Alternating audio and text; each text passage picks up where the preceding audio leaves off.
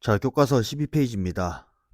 자, 12페이지의 주제는 고조선과 여러 나라의 성립에 대한 이야기를 하겠습니다.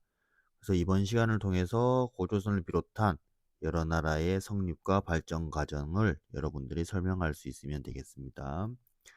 자, 먼저 고조선입니다.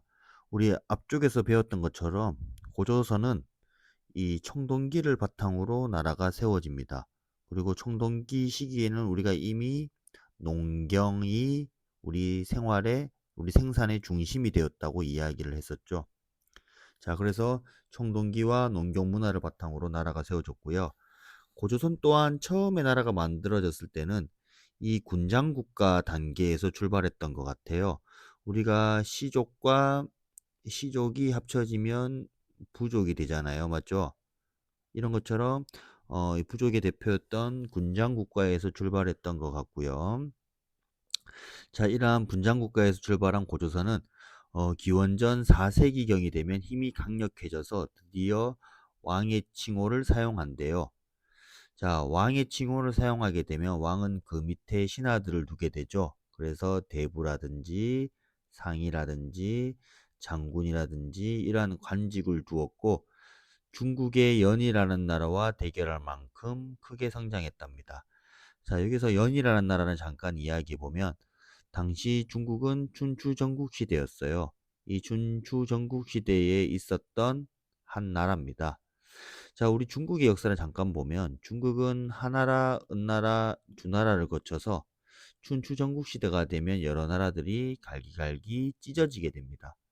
자, 이 춘추 전국 시대 때부터 중국은 이미 철기를 사용한 것으로 추측이 되고요. 자, 이 춘추 전국 시대라고 하는 이러한 분열 시대를 통일했던 왕조가 진이라는 나라죠. 자, 이 진이라는 나라는 여러분들 진시 황제 다들 들어봤었죠? 자, 이 진시 황제가 너무 가혹한 통치를 하다 보니 그 이후에 등장했던 나라가 바로 한이라는 나라입니다. 우리 고조선은 이 한이라는 나라가 조금 관계가 깊습니다. 자, 우리 오른쪽에 가보면 고조선의 성장이라고 되어 있죠. 이 부분이 아까 교과서에서 설명한 내용이 되겠어요.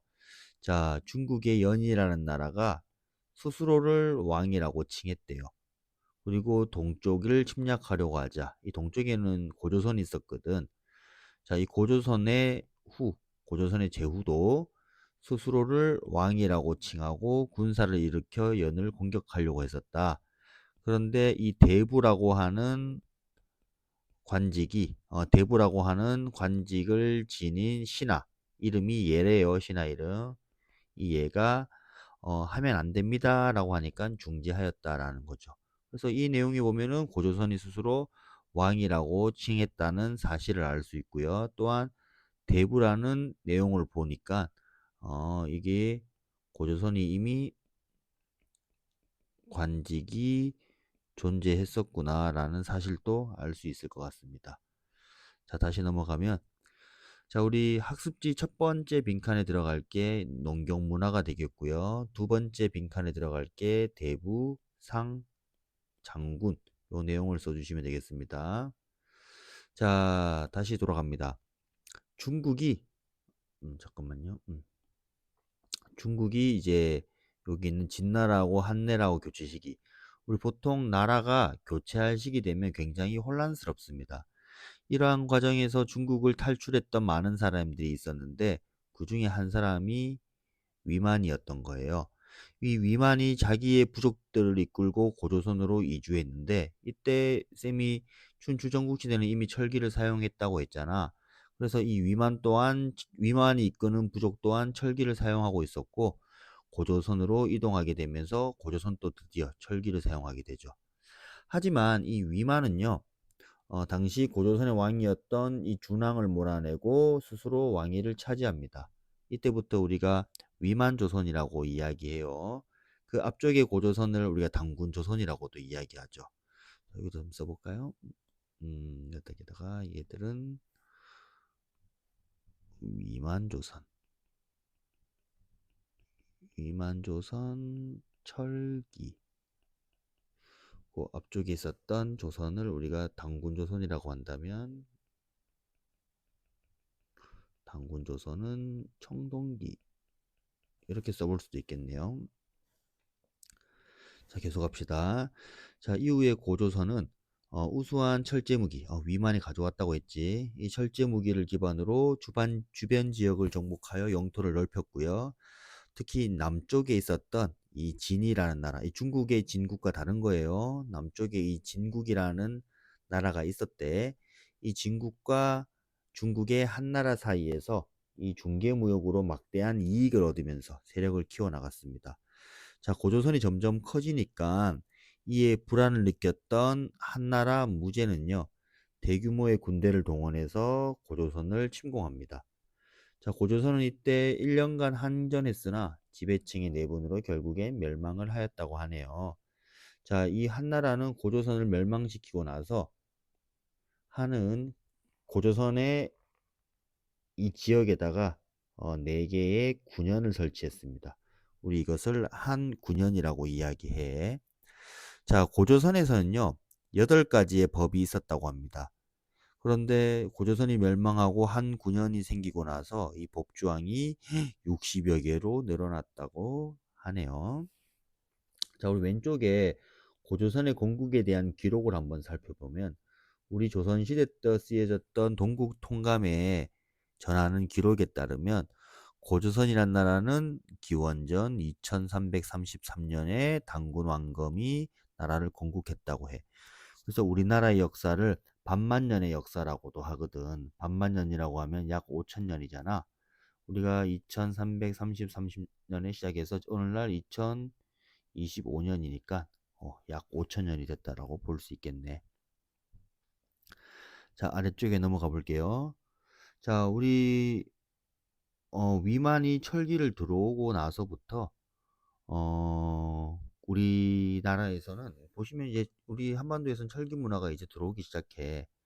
자, 이를 바탕으로 만주와 한반도 지역에서는 여러 나라들이 성장하게 되는데, 자, 먼저 우리 여러 나라들의 지도를 먼저 보면, 자, 위쪽에는 부여, 아래쪽에는 고구려, 오른쪽에는 옥저, 또 오른쪽에는 동해, 또 남쪽에는 요러한 사만, 요러한 나라들을 우리가 여러 쉽게 우리가 뭐 초기 국가라고도 이야기합니다. 완전한 국가 형태라고 보기는 좀 힘들고 초기의 국가가 등장했다라고 하는 모습입니다. 자, 먼저 보시면 우리 부여부터 볼게요.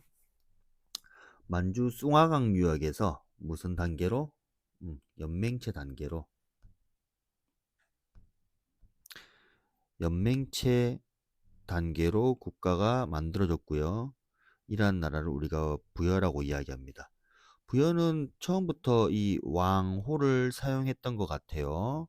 그리고 왕 아래에는 가축의 이름을 딴 여러 가들이 있었는데 이러한 가들이 왕 주변 사출도를 위치한 이러한 나라들, 이러한 작은 음락들을 다스렸다고 하네요. 자, 부여도 보시면 이 5개의 부족이 연맹해서 만든 나라였어요. 그래서 왕을 배출하는 왕 부족이 있었고요. 왕 주변에는 가축의 이름을 딴 마가, 우가, 구가, 저가가 있었습니다. 이 마가는 말을 신성시했던 부족인 것 같고, 우가는 소를 신성시하는 부족, 구가는 개, 저가는 돼지를 신성시한 부족이에요. 이러한 여러 네 명의 제가들이 궁궐 주변에 위치한 이러한 사출도를 지배했었다. 부여의 대표적인 특징입니다. 우리 부여의 위치와 부여의 내용도 한번 더 볼게요. 부여 보시면 형벌이 엄격하고 각박하여 사람을 죽인 자는 사형에 처하고 그 집안 사람은 노비로 삼는데, 그리고 도둑질하면 몇 배, 12배를 배상한대요. 우리 이러한 법을 뭐 일책십이법이라고도 이야기합니다. 우리 위에 고조선 8조법도 한번 보고 갈게요. 이 고조선 8조법, 고조선에 8개의 법이 있었다고 했잖아. 그래서 사람을 죽인 자는 사형에 처한데, 우리 이것은 고조선이 노동력과 생명을 중시했다라는 흔적이 되겠고, 그리고 여기 보시면 남의 물건을 훔친 자는 데려다 노비로 삼으며, 이거는 뭔가 계급이 존재했다는 이유가 되겠죠. 그리고 상해를 입힌 자는 공물로 배상한다. 사유재산을 보호하고 농경사회였다는 모습을 알 수 있고요. 그리고 죄를 짓고 속죄하려면 50만 전을 내야 된다지. 이거는 화폐를 사용했다라고 하는 흔적이 되겠네요. 우리 앞에서 이야기했듯이 이 8조법은 한 9년이 등장하고 나서는 60여 개로 확 늘어났다. 이런 내용도 앞쪽에서 볼 수 있었습니다. 자, 다시 넘어갈게요. 자, 밑에 보시면 이제 고구려가 나오죠. 자, 고구려는 이 압록강 중류 지역에서 만들어졌대요. 이후에 부여에서 졸본 지역으로 이주한 우리 주몽 들어봤죠? 이 주몽 세력이 힘을 키워서 고구려의 왕위를 차지했대요. 자, 고구려 또한 5개의 부족이 연맹해서 형성된 나라입니다. 우리 고구려도 한번 볼게요. 자, 고구려는 혼인할 때 미리 구두로 미리 정하고 여자의 집에 작은 본체의 뒤편에 작은 별채를 짓는데 그 집을 우리가 뭐 소옥이라고 이야기했대요. 그래서 신부의 집에 살다가 자식을 낳아 장성하면 남자 집으로 돌아온다. 이게 단순히 우리가 결혼 풍습이라고도 볼 수 있는데 이 결혼 풍습이 뭔가 이 노동력을 가져간다라고 생각을 했대요. 그래서 이 결혼 풍습이 보면 이 노동력을 중시하고 이 노동력을 어떻게 보상해 줄 건가에 대한 내용들이 들어가 있는 겁니다. 그래서 고구려의 결혼 풍습을 우리는 소옥제라고 이야기를 합니다. 다음 내려가서 보시면 우리 동해안 지역에 있는 옥저와 동해라는 나라를 볼게요. 자, 우리 이거 다 써줄까? 부여 아까 뒤에 있던 걸 하나 해서 부여에서는 일책 12법, 그 다음에 고구려에서는 대표적으로 소옥제라고 하는 결혼 풍습. 자, 그 다음에 동해안 지역에는 옥저와 동해가 있었는데 왕이 없습니다. 얘들은 왕이 없대. 우리 부여와 고구려가 부여에도 왕이 오케이 왕이 있고 고구려도 왕이 오케이 있는 반면 옥저와 동해에는 왕이 없었대. 그러면 아직까지는 왕이 없으니 군장이 있다는 소리잖아. 그 군장의 이름이 읍군이라든지 삼로로 불렸다. 그 이야기입니다. 자, 그런데 동해안에 있었던 옥저와 동해는 주변 국가의 압박으로 많이 성장하지 못했대. 그 대표적인 나라가 바로 이 고구려였다고 합니다. 그래서 나중에 고구려에 흡수돼서 없어지게 됩니다. 자, 우리 옥저와 동해 이야기도 볼게요. 자, 동해안에 위치하고 있죠. 먼저 옥저부터 봅시다. 여자의 나이가 10살이 되면 서로 혼인을 약속하고 신랑 집에서는 그 여자를 맞이하여 장성하면 길러 아내로 삼는다. 성인이 되면 다시 친정으로 돌아가게 한다. 여자의 집에서는 돈을 요구하는데 돈을 지불한 다음 다시 신랑 집으로 돌아온다. 이것도 아까 우리 고구려에서 이야기했던 소옥제와 마찬가지로 이 옥저의 결혼 풍습은 우리가 민며느리제라고 불리는데 이것 또한 노동력에 대한 보상의 결혼 방식이라고 볼 수 있겠습니다. 나중에 이 옥저는 결국에 고구려에 다 포함되게 되죠. 자, 동해 또한 이 고구려에 다 포함되죠. 나중에 동해도 볼게요. 동해의 풍속은 산천을 중요시하며 산과 내마다 각기 구분이 없어 함부로 들어가지 않는다. 음락을 함부로 침범하면 노비나 소나 말이나 배상하게 했는데 이를 책화라고 한다. 동해의 풍습 한 가지가 책화라고 하는 풍습이 있겠네. 자, 그럼 요것도 한번 써보면 우리 옥조에다가는 민며느리제, 동의에다가는 책화 이런 내용 쓸 수 있겠네요. 자, 그리고 이제 사만 이야기 할 겁니다. 한편 고조선이 멸망한 이후에 유민들이 남쪽으로 이주했대. 한반도 중남부 지역에서는 마한, 진한, 변한이라고 불리는 나라들이 있었는데 우리 이들을 통칭해서 사만이라고 이야기합니다. 사만은 여러 개의 소국으로 구성되어 있었는데 그 중에서 제일 강력했던 나라가 마한에 위치한 목지국이었대요. 이 목지국에서 이 진왕이라고 불렸던 요란 왕이 사만을 대표했다고 이야기를 합니다. 그리고 여러 소국으로 이루어졌다고 했잖아. 그래서 각 소국을 다스리는 지배자는 군장입니다. 신지나 읍차라고 불렸고요. 그런데 특이한 게 이들과 별도로 제사장이었던 천군이 있었대요. 이 천군은 뭐 하늘과 관련이 있어 보이죠. 이 사람들은 이 그 사만 지역 내에 신성한 지역이 따로 있었대. 우리 그 신성한 지역을 소도라고 불렸고요. 이 소도를 다스리는 게 천군이었답니다. 그래서 천군과 소도가 있다라는 이러한 흔적은 사만이라는 나라가 제사와 정치가 분리된 사회였다라는 것을 보여주는 대표적인 내용인 것 같습니다. 자, 이후에 한강유역에서 성장한 이 백제, 한강유역이라니 마한 지역에 가까울 건데, 이 마한 지역에서 소국으로서 존재했던 이 백제가 나중에 목지국을 누르고 마한 지역의 소국을 통합했다. 그리고 진안 지역에서는 사로국이 성장했고, 이 사로국이 나중에 신라로 발전합니다.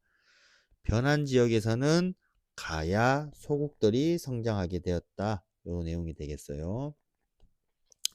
사만 내용에도 보면은 귀신을 믿기 때문에 구급에 각각 한 사람씩을 세워 천신의 제사를 주관하는데 이를 천군이라고 했다. 그리고 뭐 소도라는 존재, 즉 사만에서는 소도를 다스리는 천군, 이는 곧 정치와 제사가 분리된 사회였다라고 볼 수 있겠습니다. 됐죠? 여기 보면은 사실 이 시기에는 이 사만을 대표하는 거는 마한의 목지국 진왕이 대표하는데, 나중 되면은 이 마한 지역에 이 백제국이 점점 크게 되고 이 백제국이 나중에 마한 전체를 통합하게 되죠. 자, 반면에 진안에서는 이 사로국이라는 나라가 있었는데 이 사로국은 나중에 신라로 발전하게 된다. 그리고 변한 지역에서는 구야국이 있었는데 여기에서는 가야, 특히 근간가야로 발전하게 되는 내용이 되겠습니다. 우리 아래에 부여 얘기를 한번 더 할게. 부여는 우리가 사출도라고 이야기했었죠. 그래서 나라에는 왕이 존재했고요. 플러스 4개의 부족이 더해져서 총 5개의 부족이 되는데, 자, 밑에 가축 이름으로 관명을 정했다. 마가, 우가, 저가, 구가. 그래서 제가들은 별도로 사출도를 주관했다. 그 이야기죠. 그래서 보시면 부여는 이미 1세기 초에 왕의 칭호를 사용했고요. 중국과 활발히 교류를 했답니다. 자, 그런데 3세기 말 되면은 중국의 유목민이었던 선비족의 진입으로 쇠퇴하게 되고요. 나중에 최종적으로는 어디에? 고구려에 병합합니다. 자, 이 뒤쪽에 보시면 좀 헷갈릴 수 있는 내용들이 있어서 부여 중에서 동쪽에 있었던 부여를 동부여라고 이야기하는데, 동부여가 먼저 사라지고 우리 뭐 북부여라고도 이야기하는데, 이 최종적으로 부여가 병합된 거는 더 나중이에요. 그래서 동부여를 병합했던 건 광개토 대왕이고, 나중에 여기 있는 494년 적혀 있는 최종적으로 북부여가 병합된 거는 문자명왕이라고 하는 왕에 이르러서 통합이 됐다고 합니다. 자, 우리 여기 보시면 요 부분 고구려 내용을 하나 빠뜨렸는데, 자, 요 부분이 오녀산성이라고 고구려가 처음으로 도읍을 정했던 졸본 지역에 있었던 성이래요. 너무 높죠, 맞지? 그지? 그래서 험준한 산길로만 접근이 가능하고 절벽으로 둘러싸여 있대요. 자, 나라가 그런데 점점 커지게 되면서 이러한 산 위에 있는 곳은 수도로 적합하지가 않죠. 그래서 나중에 이 졸본은 평지성이었던 국내성으로 수도를 옮기게 되고요. 나중 되면은 우리 평양성까지. 그래서 고구려의 수도는 총 3차례 옮기게 된다. 요 내용도 여기서 한번 짚고 넘어가면 좋을 것 같습니다. 내용들을 다 확인해 봤네요. 네, 수고했습니다.